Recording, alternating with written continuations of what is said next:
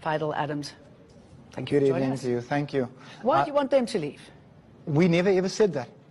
We said that we want all people not born in the Western Cape pre-94 to sell their assets and go home. All right. This is what we did not. 94% of them being black? I don't know what the demographic is, but if it is, so be it.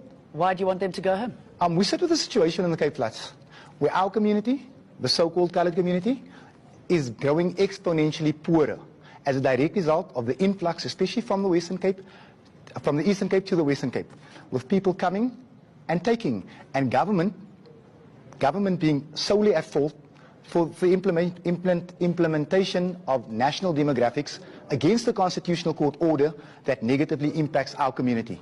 We've got good young kids sitting with worthless matric diplomas, not getting work because the state doesn't want them. The economy doesn't want them. Well, why do you think the state or the economy, and that's who you accuse of hiring those from the Eastern Cape, why do you think they'd rather hire them than somebody from the Western Cape? Well, there's an agenda to keep us poor, to keep us down. And why would they want to do that? Well, the ANC sees the Western Cape as a honeypot.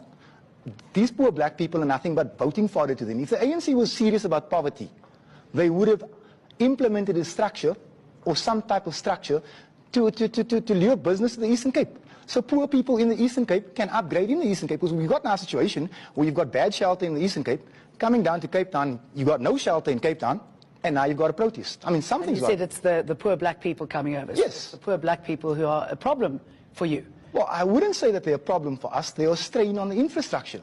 Our trains aren't riding because they weren't designed to cope with this amount of people. We've got people sitting at day hospitals from 6 o'clock in the morning, leaving at 4 without tablets because the queues are too long. This is a problem.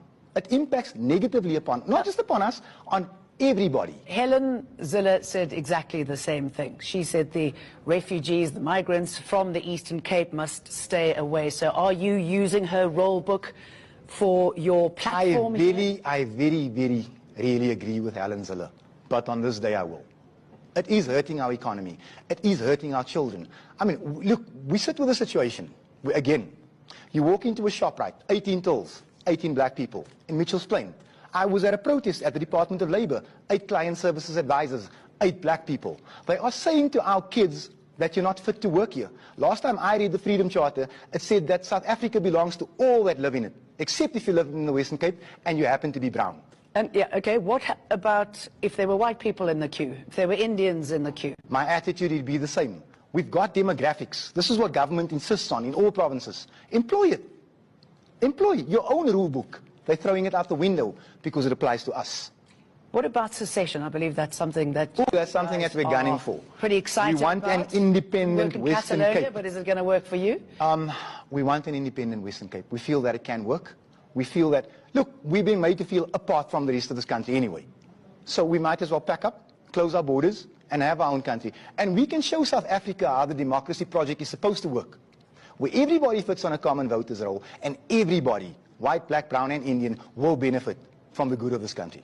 And who are those white, black, brown, Indian people who will be in your hood? I mean, are they only successful people? No. What does it look like? Everybody born in this province pre-94. So how will it actually work? I mean, how do you go about this if you are looking for secession and your aspirations? How do you fulfill them? Well, first of all, if you look at, let's get the economics out of the way. We're sending almost 200 billion back to Treasury every year to belong to this country. We're getting back 45 billion.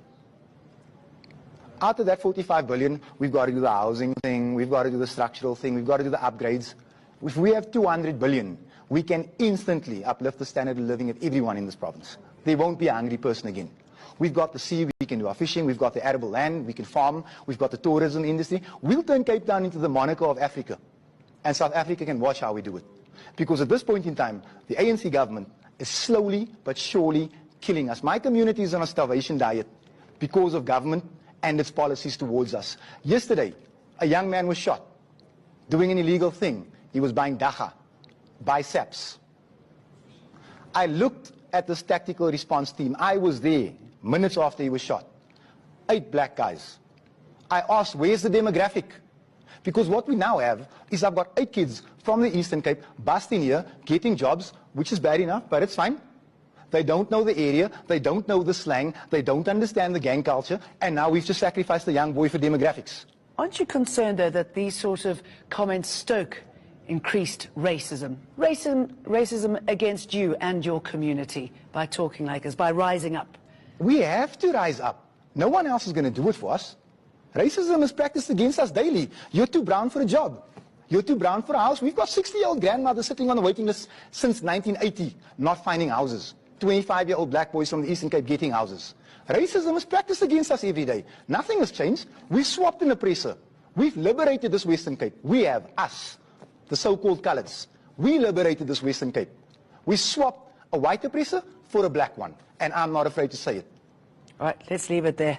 Fadel Adams, thank you Always very much for coming in. Up next, access to water is a basic right. You can stay there for a minute, but for many people across the country, it's still a battle, and for some, a legal one. That story coming up after this.